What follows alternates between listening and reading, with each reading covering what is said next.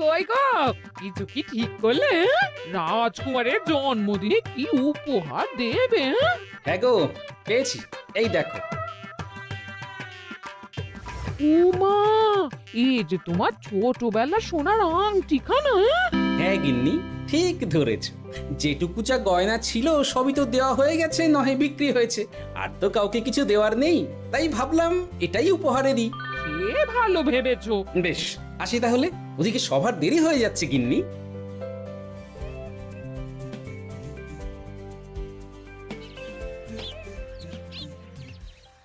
আচ্ছা শোনো, একটা কথা বলতে ভুলে গেছিলাম। আজ একটু তাড়াতাড়ি বাড়ি এসো, শাড়িওয়ালাকে আসতে বলেছি দুপুরে। আবার শাড়িওয়ালা কেন? আরে তুমি ভুলে গেলে, সামনে আমার মন্দির বিয়ে, তার জন্য নতুন শাড়ি লাগবে না গো। একমাত্র বড় মাসির মেয়ে বলে কথা। বুঝলাম। তো ওই একটা শাড়ির জন্য আবার আমাকে থাকতে হবে? 3টে শাড়ি উপহারের পাশাপাশি আমারও একটা শাড়ি চাই। হ্যাঁ আচ্ছা, তুমি নতুন শাড়ি নিয়ে কি করবে বলো তো? বিয়েটা তো তোমার বংশীর। বলি, সারাটা জীবন তো এই এক কাপড়ই কাটিয়ে দিলাম, কি দিয়েছো তুমি আমায়? কেন, এই নিজেকে আমার মতো স্বামী আর কোথাও পাবে? ও সব মন ভুলানো কথায় আর চিড়ে ভিজবে না, তাড়াতাড়ি আসবে বলে দিলাম। হ্যাঁ অগত্যা।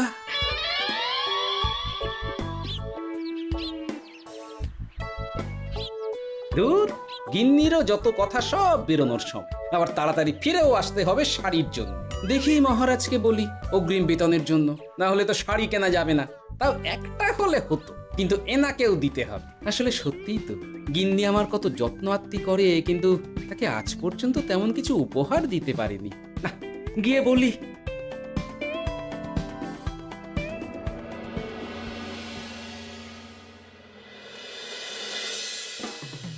রাজকুমারের জন্মদিন উপলক্ষে যে আপনারা এত উপহার এনেছেন তার জন্য অনেক ধন্যবাদ।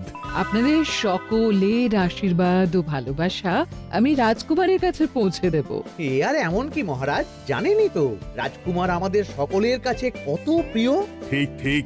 কিন্তু আমি অবাক হচ্ছি আপনার প্রিয় গোপাল জন্মদিন ভুলে গেছে দেখে। এখনো পর্যন্ত তার কোনো পাত্তাই নেই। হ্যাঁ তাই তো, গোপাল আসেনি কেন? এসে গেছি মহারাজ। তা বলি, এসে তো উদ্ধার করে দিয়েছো। আজ রাজকুমারের জন্মদিন, সে কথা কি মাথায় আছে?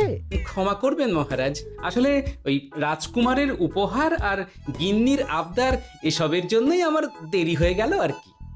এই নিন রানীমা, আমার তরফ থেকে রাজকুমারের জন্য ছোট্ট উপহার। অনেক অনেক ধন্যবাদ গোপাল। তবে মহারাজ, আমারও একটা অনুরোধ ছিল। কি? আমাকে যদি অগ্রিম বেতন হিসাবে কিছু মোহর দেন, তাই নিয়ে আমাকে একটু তাড়াতাড়ি বাড়ি ফিরতে হবে। উনি বলবেন আর ওনাকে দিতে হবে, মামা বাড়ির আবদার। যেটা জানেন না তার মাঝে এত কথা বলেন কেন? হ্যাঁ, আসলে মহারাজ, আমার গিন্নির বোনের মেয়ের বিয়ে সামনে, তাই গিন্নি আবদার করেছে ওই নতুন শাড়ি কেনার জন্য। জানেনই তো বিয়ে বাড়ির কত খরচা, তাই। এ তো খুব ভালো কথা, কিন্তু অগ্রিম বেতন কেন? এমন একটা ভালো খবর দিলে আমার তরফ থেকে তোমার জন্য কিছু মোহর উপহার। এই না, ধন্য মা আপনি। আপনার মতো মা থাকতে সত্যি ছেলের কোনো চিন্তা থাকে না রানীমা। ইস, বেটা আবার সুযোগ বুঝে মোহর পেল। কেন যে আমার এমন হয় না। এবার তাহলে আসি মহারাজ, গিন্নি ওদিকে অপেক্ষা করছে। হ্যাঁ হ্যাঁ, যাও যাও, আজ তাহলে সভা এখানেই শেষ করলাম। মহারাজ, আপনার সাথে আমার একান্তে কিছু কথা আছে। আমি অন্দরমহলে গেলাম। রানীমার আবার হঠাৎ কি হলো, ব্যাপারটা দেখতে হচ্ছে।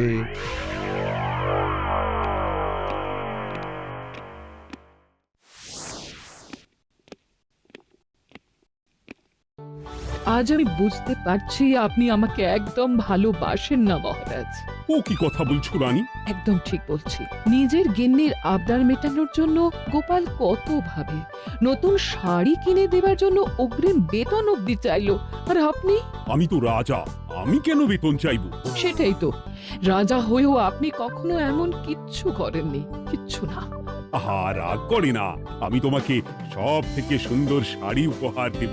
একেবারে সোনার সুতোর কাজ করা মুক্ত বসানো শাড়ি। এমন শাড়ি কেউ কখনো দেখেনি। ও মা, সত্যি? আচ্ছা, এই ব্যাপার। গোপালের কথা শুনে এবার মহারাজ ও রানীমাকে উপহার দেবে? ধুর, আমারই ভাগ্যটা খারাপ।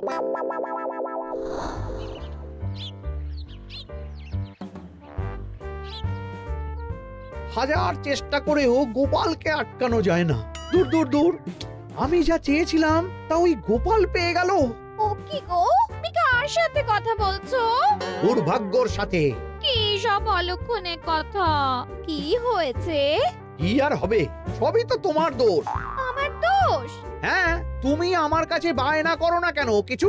তুমি বায়না করনি বলেই আজ আমি রানীমার কাছ থেকে মোহর পেলাম না, কিন্তু গোপাল পেয়ে গেল। এবার বুঝলাম। ঠিক আছে, এখন তাহলে বায়না করছি, তুমি কাল গিয়ে সেটা রানীমাকে জানাবে। ঠিক আছে? হ্যাঁ, করো করো করো, বায়না করো, বায়না করো। কি চাই, কি চাই, কি চাই? পেয়েছি। তুমি রানীমাকে গিয়ে বলবে যে আমার একটা সোনার হার চাই। এই না হলে আমার বউ। দারুণ চাল চেলেছো।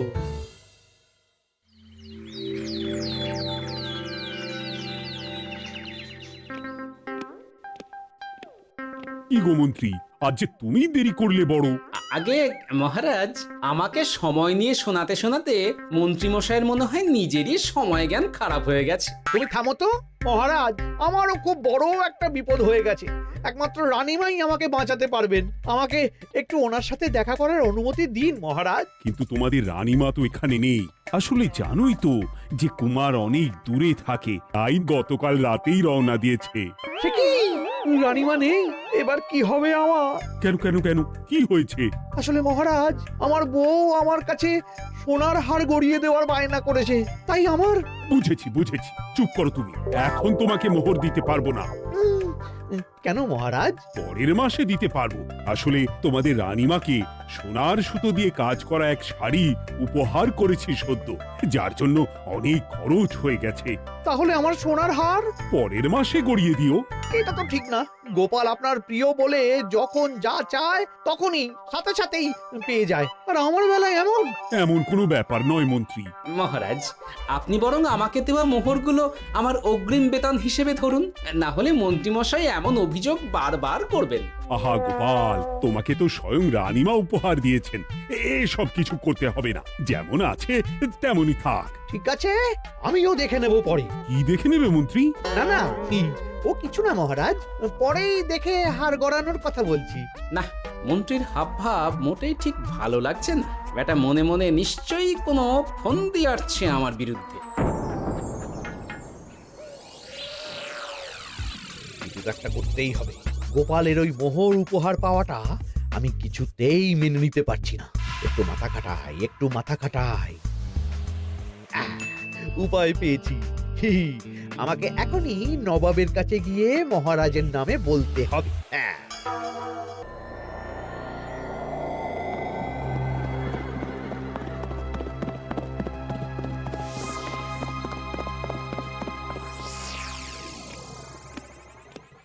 প্রণাম নবাব বাহাদুর।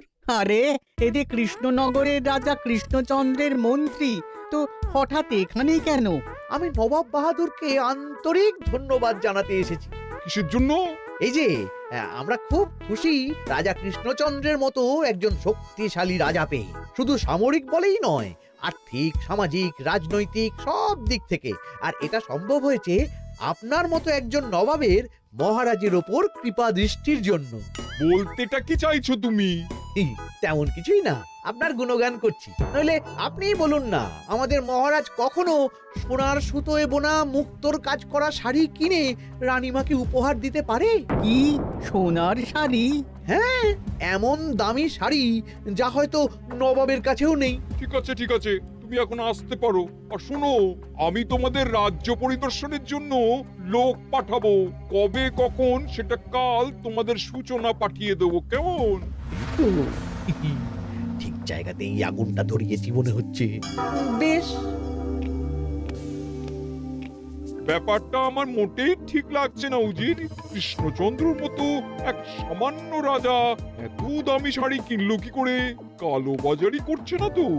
আমিও একই কথা ভাবছিলাম হুজুর। এক কাজ করো, কালকে কৃষ্ণনগরে খবর পাঠাও, 2 দিন পর রাজকার্য পরিদর্শনের জন্য তুমি সেখানে যাবে। সব খতিয়ে দেখবে, আর কিছু বেগতিক বা গরমিল দেখলে সেটা বাজেয়াপ্ত করে নেবে, কেমন? আর কে হুজুর?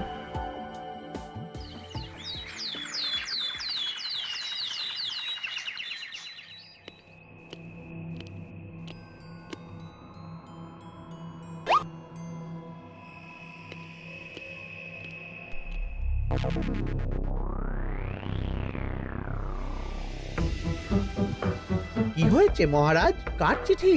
নবাবের রাজকার্য পরিদর্শনের জন্য লোক পাঠাবে 2 দিন পর। এতে চিন্তার কি আছে মহারাজ? চিন্তার বিষয় আছে। নবাব আমার রাজকোষের হিসাবও মিলিয়ে দেখতে চায়। কোনো একটা ভাবে নবাবের কানে আমার সোনার শাড়ি কেনার কথাটা চলে গেছে, তাই সন্দেহ করছে। সে কি কাণ্ড! নবাবকে তো চিনি, ভুল ধরার কোনো সুযোগ ছাড়বে না। আর চিঠিতে পরিষ্কার লিখে দিয়েছে, হিসেবের একটু এদিক ওদিক হলেই সে সব বাজেয়াপ্ত করে নেবে। হায় কপাল! এ সব হয়েছে গোপালের জন্য। অমনি শুরু করে দিলেন। আচ্ছা, আমি আবার কি করেছি বলুন তো? তুমিই তো করেছো। সেদিন যদি তুমি তোমার গিন্নির শাড়ি কেনার কথাটা রানীমার কানে না তুলতে, তাহলে রানীমাও মহারাজের কাছে শাড়ির জন্য বায়না করতেন না, মহারাজও সোনার শাড়ি কিনতেন না, আর নবাবও জানতে পারতেন না। একদম ঠিক কথা বলেছ মন্ত্রী, সব দোষ তোমার গোপাল। মহারাজ, আপনি এমন বলছেন? হ্যাঁ বলছি, কারণ এটাই হয়েছে। দুশ্চিন্তায় এখন মাথা খারাপ হয়ে যাচ্ছে আমার। আমি জানি না তোমার জন্য আজ অব্দি এমন বিপদে কবে পড়েছি। এবার তোমাকেই এখান থেকে বেরোনোর উপায় বের করতে হবে। আর যদি তা না করতে পারো, তাহলে আজ পর্যন্ত তোমাকে যত মোহর উপহার দেওয়া হয়েছে সেই সব উপহারের মোহর ফেরত দিতে হবে। সব মোহর যে প্রায় খরচ হয়ে গেছে মহারাজ, আবার আমি কোথা থেকে পাবো? সেটা তুমি জানো। এইবার গোপাল ভালো মতো জব্দ হয়েছে। এ যে লঘু পাপে গুরুদণ্ড।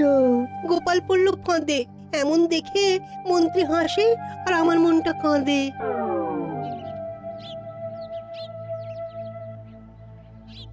এখানে বসে কি করছো গো গিন্নি? এসে পড়েছ? ওমা, তোমার মুখটা এমন শুকনো দেখাচ্ছে কেন? আর বলো না, এই হিসেবের ঠেলায় সবকিছু বেহিসাবি হয়ে যাচ্ছে একেবারে। আচ্ছা, তুমি কি করছিলে ওই রসিদগুলো নিয়ে?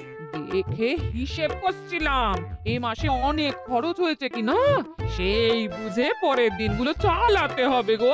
কি বললে? রসিদ দেখে হিসেব কষা? আরে, এটা তোমার মাথাতেই আসেনি। ধন্যবাদ গিন্নি, আরো একবার তোমার জন্য এই যাত্রায় আমি বেঁচে যাব মনে হচ্ছে। বেঁচে যাবে কেন? কি হয়েছে?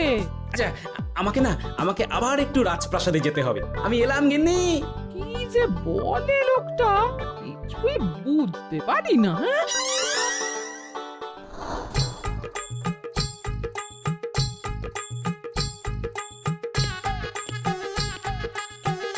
আসতে পারি মহারাজ? এ কি গোপাল, তুমি? আর কোনো চিন্তা নেই মহারাজ, নবাবকে হিসেব বোঝানোর উপায় পেয়ে গেছি। কি বলছো? কি উপায়? এই দুদিনে আপনি শুধু সকল প্রজাদের কাছ থেকে পুরনো রসিদ সংগ্রহ করুন, তাহলেই কেল্লা ফতে। তাই নাকি? আর নয়তো কি? তবে এ ব্যাপারে মন্ত্রী মশাইকে কিন্তু কিচ্ছু জানতে দেওয়া যাবে না। শুধু আমি যা বলছি তাই করুন মহারাজ। সে তো বুঝলাম, কিন্তু প্রজাদের থেকে পুরনো রসিদ সংগ্রহের কথা ঘোষণা করলেই মন্ত্রী এমনিই জানতে পেরে যাবে। চিন্তা করবেন না মহারাজ, আমার কাছে এটারও উপায় আছে। আপনি শুধু খেয়াল রাখবেন যাতে এই কথা 5 কান না। বাকিটা ভরসা রাখুন, কৃষ্ণনগরের একটা ঘাসও নবাব বাজেয়াপ্ত করতে পারবে না।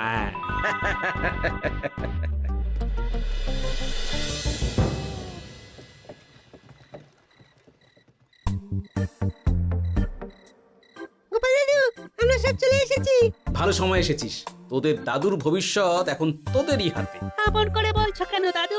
আমরা থাকতে তোমার কিচ্ছু হবে না, শুধু বলো না কি করতে হবে। জানি তো, তোদের যেটা করতে হবে সেটা হলো সবার বাড়ি বাড়ি গিয়ে পুরনো রসিদ সংগ্রহ করতে হবে। এই ব্যাপার, এটা আর এমন কি? কিন্তু কেউ যদি জিজ্ঞাসা করে কেন চাইছি, তখন তখন বলবি যে ওই গোপাল দাদু ওই ঠোঙা বানাবে বলে পুরনো কাগজ চাইছে। আচ্ছা, আমরা এক্ষুনি নিয়ে আসছি। যাক, প্রথম ধাপ হয়ে গেল, এবার পরের ধাপের প্রস্তুতি। যাই, একবার বরং বিজ্ঞানীর কাছ থেকে ঘুরে আসি। বিজ্ঞানী, ও বিজ্ঞানী, বাড়ি আছো? আরে গোপাল যে, এসো এসো ভেতরে এসো। বলো, তোমাকে কিভাবে সাহায্য করতে পারি? তোমার কাছে কালি মোছা যায় এমন কোনো কিছু আছে? কালি মোছার জিনিস?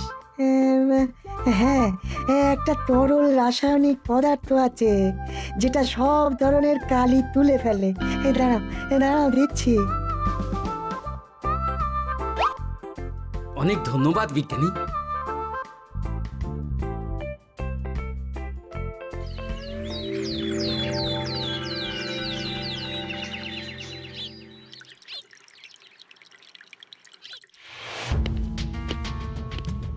আসুন আসুন, আপনার জন্যই তো অপেক্ষা করছিলাম। তাই নাকি? এতটা পথ উনি এসেছেন, আগে ওনার জন্য শরবত ও মিষ্টির ব্যবস্থা করি। এই যে মহারাজ, আমি জল মিষ্টির ব্যবস্থা করে এনেছি, এটাও সাথে নিন। এটা কি? কেন, হিসেব ভোলা ময়রা পাঠিয়েছে এই মিষ্টি ও শরবতের দাম। এর মধ্যে এই কাজের সাথে যুক্ত ভোলা ময়রা আর তার পরিচারকের পারিশ্রমিকও যুক্ত আছে। হ্যাঁ, আসলে আমাদের মহারাজ তো প্রতিদিনের খরচ খুব হিসেব করে চলেন, তাই। ও, আমি একটু বসবো? নিশ্চয়ই, ওই তো ওদিকে বসার জায়গা। আপনি কি হাওয়া খাবেন উজির সাহেব? তাহলে রশিদে ওটাও যুক্ত করব। মস্করা হচ্ছে? আহা, রেগে যাচ্ছেন কেন? আপনার সাথে মস্করা করার মতো স্পর্ধা আমার নেই উজির সাহেব। আসলে মাসের শেষ তো, তাই একটু বেশি হিসেবে চলতে হচ্ছে আর কি। আমাকে হিসেব দেখাচ্ছ?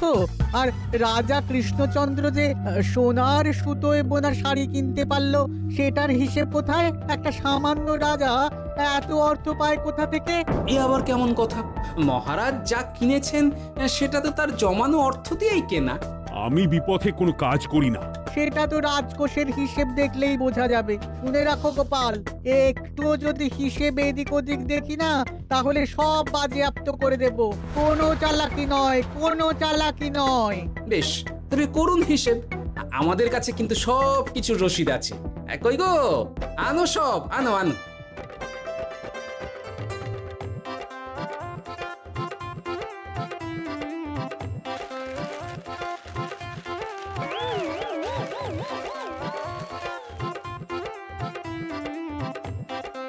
হ্যাঁ, এত রসিদ?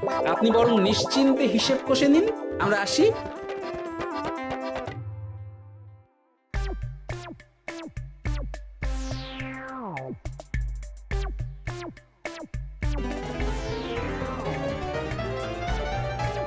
বাবারে, এত হিসেব কষে কষে তো মাথা ঝিমঝিম করছে, খিদেতেও পেট চুই চুই করছে। আপনার হিসেব কত দূর উজির সাহেব? আমাকে এখান থেকে নিয়ে চলো গোপাল, আমি আর পারছি না। ও কি, অঙ্ক কষে কষে তো আপনার সব শক্তি শেষ হয়ে গেছে দেখছি। আচ্ছা চলুন চলুন চলুন, কিছু মুখে দিয়ে দিন, তাহলেই শক্তি আসবে। তাই চলো।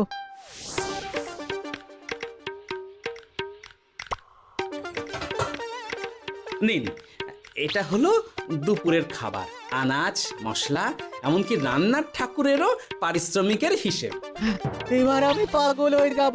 আমি আর কোনো হিসেব দেখতে চাই না। সব সময় কি আর হিসেব নিয়ে চলা যায় নাকি? কি আর করা যাবে বলুন? হিসেবে না চললে আপনি তো মহারাজের উপার্জনের উপর সন্দেহ করবেন, আর বেশি খরচ হলেই সম্পত্তি বাজেয়াপ্ত করবেন। তাই বলে সব কিছুতেই হিসেব? কোনো একদিকে বেশি খরচ হলে বাকি দিকগুলো এভাবেই কম করে চলতে হয়। কি ঠিক বলিনি? আমি আমার ভুল বুঝতে পেরেছি গোপাল, এবার আমাকে রেহাই দাও। আসলে তোমাদের মন্ত্রী নবাবের কাছে গিয়ে তোমাদের রাজা নামে উস্কেছে। কি? মন্ত্রী? এই রে, খেয়েছে, এবার পালাতে হবে দেখছি। ঠিক জানতাম, মোহরের জন্যই এত কিছু। তাই তো নবাব এমন করেছেন। বেশ, এবার আমি ফিরে গিয়ে নবাবকে সব জানিয়ে দিচ্ছি। সত্যি গোপাল, তোমার তুলনা হয় না। আর মন্ত্রী, আগে মহারাজ, তুমি যা করেছো তার কোনো ক্ষমা নেই। তোমার জন্যই আমার এত হয়রানি হয়েছে। ভুল হয়ে গেছে, আমাকে ক্ষমা করে দিন মহারাজ। গোপালের ওপর হিংসে করে এমন করেছি, আর হবে না। একটা সুযোগ দিন মহারাজ। হ্যাঁ মহারাজ, সুযোগ দিয়েই দিন। বেশ, তবে তোমার শাস্তি হলো রানীমাকে আমি যে সোনা শাড়ি কিনে দিয়েছি সেটার পুরো দাম তোমাকে আমায় দিতে হবে।